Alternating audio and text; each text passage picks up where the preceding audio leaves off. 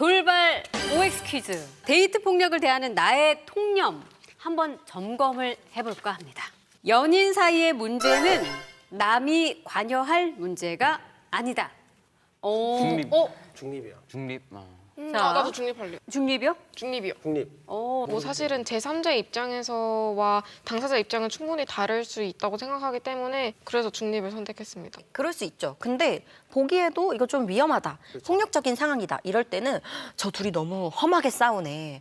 저 둘이 너무 술 취했나 봐. 이럴 게 아니라 분명히 적극적으로 개입을 해야 더 큰 피해를 막을 수 있어요. 데이트 폭력은 개인적인 문제가 아닙니다. 근데 그동안에 여성에 대한 폭력을 개인적인 문제로 치부해 왔던 역사가 있어요. 하지만 이제는 이건 분명히 사회적인 문제라고 모두가 인식을 하고 주변에서 그리고 또 법적으로 개입을 적절하게 해야 할 필요가 있습니다. 자, 두 번째 질문 드리겠습니다.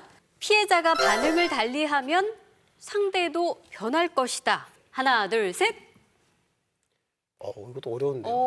이거는 지금 아주 의견이 분분하게 갈리고 있는데요. 수빈님이 아직도 막 고민하고 있어요. 충분히 여자가 이렇게 해서 난 이렇게 싫으니까 이렇게 안 해줬으면 좋겠다라고 설득을 좀 하면 좀 바뀔 수 있지 않을까 생각을 좀. 그 사람이 원하는 반응을 제가 해서 이제 그 사람은 또 진정을 할 수도 있는 거고. 가해자가 가해를 입혔기 때문에 피해자 입장인 건데 이제 피해자가 반응을 달리 해야지 가해자가 바뀐다? 그거는 좀 말이 안 되는 것처럼 들렸어요. 네. 지금 수빈님은 피해자의 대처 능력에 대해서 네, 네, 얘기하고 싶은 것 같아요. 네. 그것도 중요한 거긴 한데 피해자한테 너가 그렇게 행동하니까 그렇지. 네가 다르게 하면 달라. 원래 남자는 여자 하기 나름이야. 이런 말을 하는 게 아주 전형적으로 피해자에게 책임을 전가하는 방식이에요. 네. 사실은 피해자가 바뀌어야 될 게 아니라 가해자의 행동이 바뀌어야 되는 거죠. 그렇죠. 근데 우리는 피해자에게 너가 이렇게 해봐. 네가 이렇게 행동을 바꿔봐. 이렇게 반응을 바꿔봐 하고 무언가 피해자에게만 요구를 하고 있진 않나 이런 걸 고민을 해봐야겠죠. 네.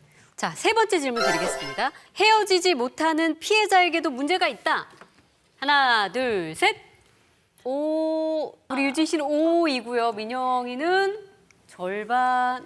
수빈이도 절반으로 바꿨어요. 바꿨어요? 헤어져야 되는 거가 맞기 그거는 때문에 맞죠. 저는 일단 오를 한 거지만 그만큼 피해자도 상처를 받았다는 걸 알기 때문에 참 어려워요. 지금 헤어지는 게 중요하다 하셨는데 헤어지면 폭력 피해가 바로 사라질까요? 아니요.